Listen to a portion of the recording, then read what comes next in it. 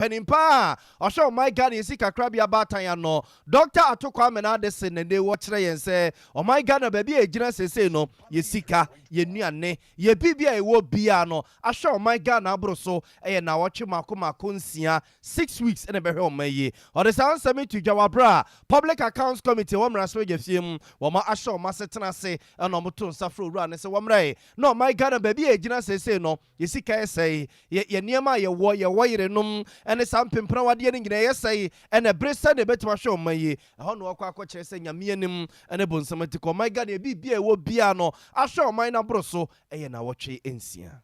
We really don't have enough foreign exchange reserves. Currently, our reserves are around 1.5 months of import cover. But the government has announced a debt standstill.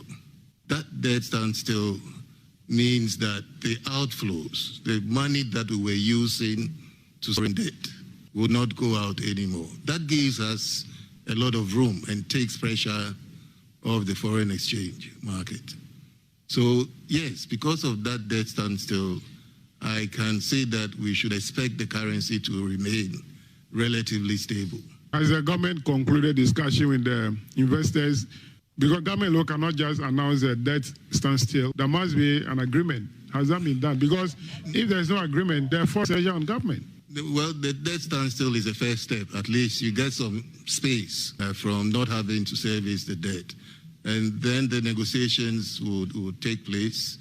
I know the creditor committees are being formed. We've already had meetings with the Paris Club on that. So there's significant progress on that end also. But you are a player in the market, so you have more inside information. I stick my neck out. We are not going to see the sort of thing that we saw in 2022 if the program works well. I was going to wear Dr. Ernest Atokwa Menadesen or Penimpa or so my God is sick 722 years so my God is sick crabia Batai Bank of Ghana on a penia or Dano and no teaching Simon Copy Public Accounts Committee in Penny so my God is BBA will be why you cajon Sikani Bibia Sasamo Sine near so my God is sick and I show my ya share one broswa and I watch it in Sia. Mampany na doko akufo da so ewa kwantu mabudia be ya wo hwa toto nneoma sene ye na hyehya hodro ye kwaso obi manso no betie no abese Ghana fo bi eno no de akwakoto dwa etrose se wo pa oman a emu ode adwade ekoyie wudu sika hyemu a wonya sika bebre di firi mu a eyoman konkron Ghana efra afia pem anasa mfimpim ye no ne dunso no de ba no nyinata wo ma Ghana kwakoye oman a won masiesia ama na ye from pa na nso nti wo ka de akire adehia no mkrofo ama so won mu a wo mu wo pepa so mu do mu sika ewura nwuma hodo mu se won mu pe ba bi papa de a wo ma Ghana ene konkron.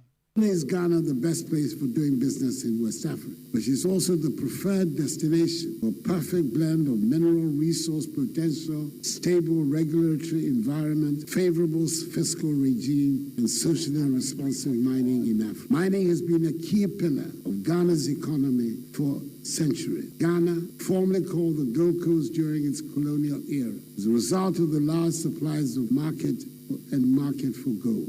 Today, gold, which still holds its own both a commodity and a financial asset, is by far the most commercially exploited mineral in Ghana, accounting for more than 90% of the country's mineral revenue. Indeed, in recent times, Ghana has become the largest producer of gold in Africa and the 6th in the world. We're also major producers of bauxite and manganese and are indeed the 3rd largest producer of these two minerals in Africa. More recently, Ghana has been placed globally on the map of some few countries that have made significant discoveries of lithium, just as she has found also graphite and iron ore in significant quantity. Ghana is also working towards the net zero emission target and collaborating with other relevant stakeholders in employing climate-friendly technologies and practices to achieve the maximum developmental impact of the country. What we seek to do is not just to exploit these minerals in their raw form to enhance our export earnings, but more importantly, generate value-added benefit along the full chain of the minerals and and create linkages with other sectors of the economy. The potentials created offer considerable opportunity for UAE investors who possess the capacity to generate the value-added benefits, especially through the government's local value addition and processing drive. I will see a man penny not done quite kufato and yet tinning. Yan Twasonian from Freeman Penny and another Danko Kufuado according to Moon Semi, now young former Enco Vice President Dr. Alhaji Mahmoud Bamiatana ye. Now Vice President the Atuja say, Gani ye go dunua, yede kwa kwajewa yire fra bruchira bano, nyamie ni mnebon semetikwenra, ebebe dru, we krade nanu kwesiya danu mum, ena wa yire ni fra bruchira babe dru ye. Nemra o my Gani ye di go no koma brofuno, so munye, no mama ya wa yire no, Vice President de chese ni GS Ronkwa, omodi G gold no, na eseweni nsesi ye kachire wo. Abusuya New Year School Jumedia, kosu wo University of Ghana Legon, na Vice President Koya, wade sansemi kotu jawase. Take the case of gold in Ghana. We've mined gold for over 200 years. When I looked at the data, realized that our total reserves of gold in Ghana was just 8.7 tons at the end of 2021. The largest gold mining, one of the largest, we are in the top 10 in the world, but we had not accumulated enough gold to build our reserves. We looked at the other side of the balance sheet. We export gold, we import oil. The cost of oil imports is about $3 billion a year. So we ask this simple question: why don't we, since we have always got pressure on finding US dollars to buy oil, why don't we rather reach an agreement to exchange our gold for oil and then sell the oil in cedis, then use the cedis to buy more gold, use that gold to pay for oil, sell the oil in cedis, and then you don't need to look for scarce foreign exchange to buy oil, which always leads to a depreciation. Abusuanti Rama Dani Ranwan Seno Vice President Dr. Alhaji Mahmoud Bamiani Yetene kan we yamra na no kwese da twede mponyankrompo ya dom na wo yire ni fra broche bedru ye no my Ghana ye di gold kwa kotu abrofo ne ka en wo che so mani gia na agie na nya semketo no my Ghana sese di se ya en ye ba be ye no. Asante mantamo so for year Simon or Simon Sanso construction.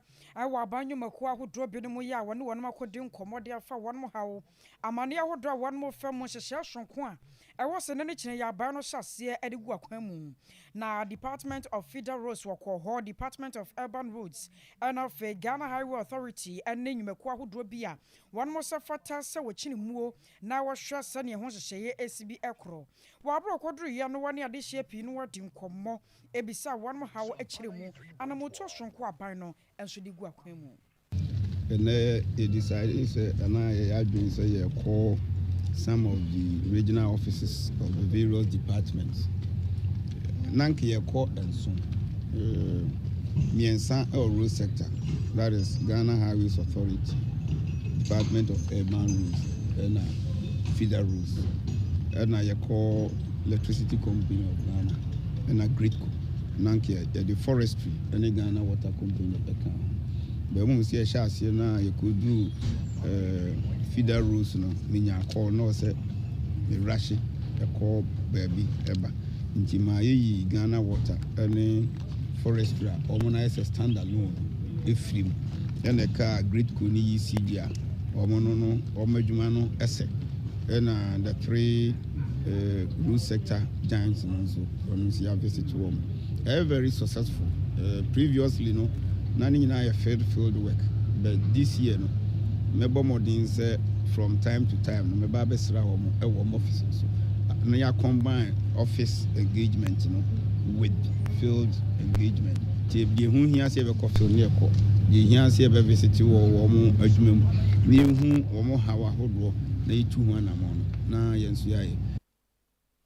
Ora Simon or Simon Santaman Temoso for na watch them was Brown bia no wambara sa banyu mekwa hoto no wombetu na mo na wakoshewo abusuya yemfam kwa afọ no southwest abaton pesu aso asantema ntema se na nanasia nana so ababiu eye wioso ehene na ode afutu akwa mamrante ne maba wa tituru ne na dehia eja sekua o walatu wala se bia wuye bia no ose ade ba ko edi omunya pa won potemo no mo eye ne kwasibro ne fo ne se eye bushfire eteti wo mu pa nti obesra dehia ne so ya brantie so ya babawa so ye kuani so nye kuani so ya brewa so ya kokra omunyina nhase na omomodewuro emfasa de no se beye no betime etuzusa or the sound summit jawabra na National Disaster Management Organization penimfo edi dwumadi ekese bi on important one momoto nsafre no se na namfre no monyam meta akiri en wosre na de hye ne se afi we die omomwa no muntimi eni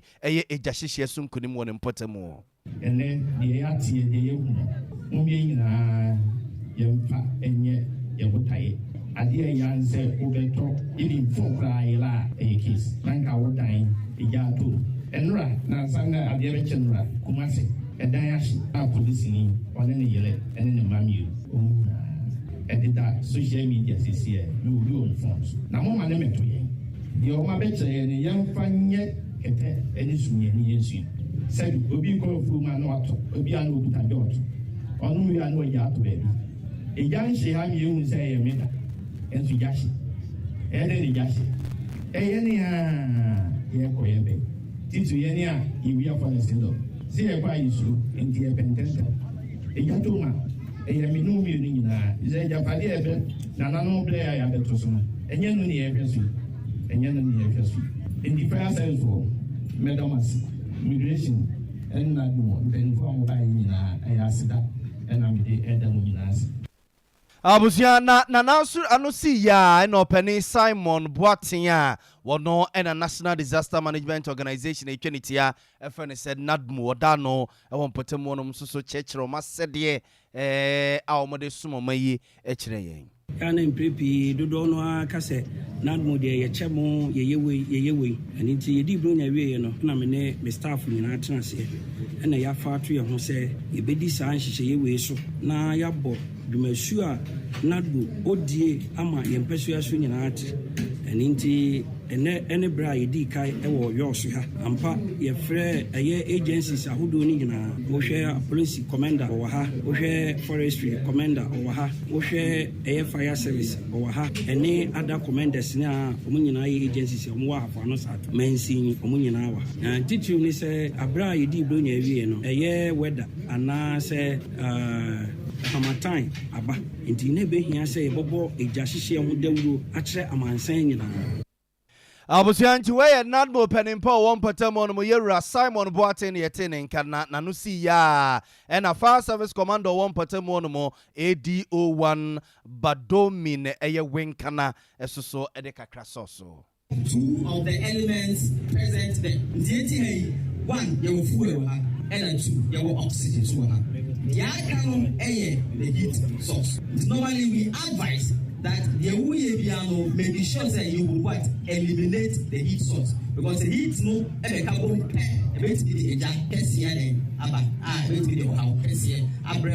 and assembly and I will be or the beer is the day. It's Yagan is share near Emma Emma. Now, my maker said, a jar, a ye, and the my a chassis. Now, a just most fires, not all, and started in getting.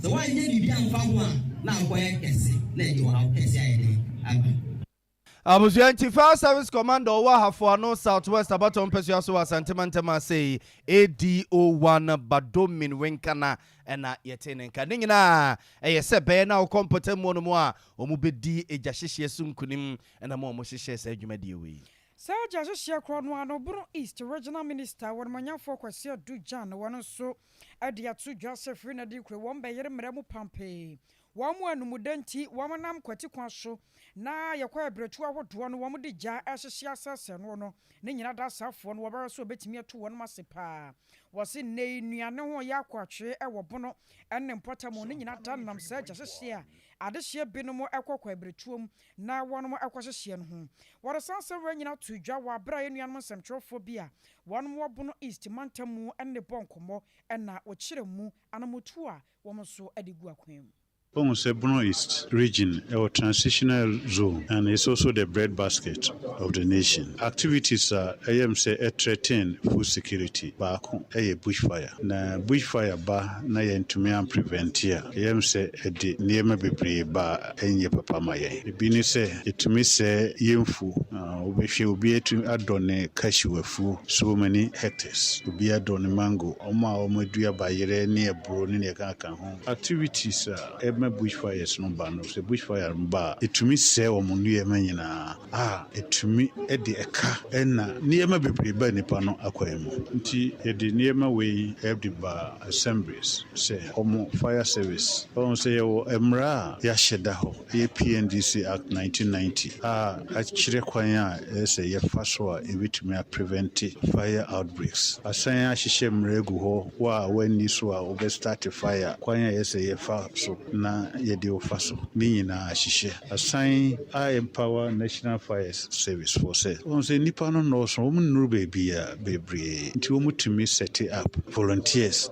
your friend no fire volunteers class you will be villages and be or towns almost set you up here almost train you they are capable so betumi ako ejahye no Chino Bno East Regional Commander de Madu Jajumakuo no SCFO1 Mrs. Roberta Ganson wana so akasai Nsamano waba abra yehia and also yenenyi obezi juma bebre ewo hen abrabo titir yehwe baby a fire volunteers no wa baby o ha karimpo entum enko but obefam fum na wako wa mehem boot obetum we protect one abra wana mahabane mu woreko amahon kadlas a obetum ode twa kwan so wako and also yenenyi pi titiri wo wonu dwumadzi mu no ebonwu de obi pede osiesie na habana ohia wanamboa nti obehia afuna no so a wodi be create one fire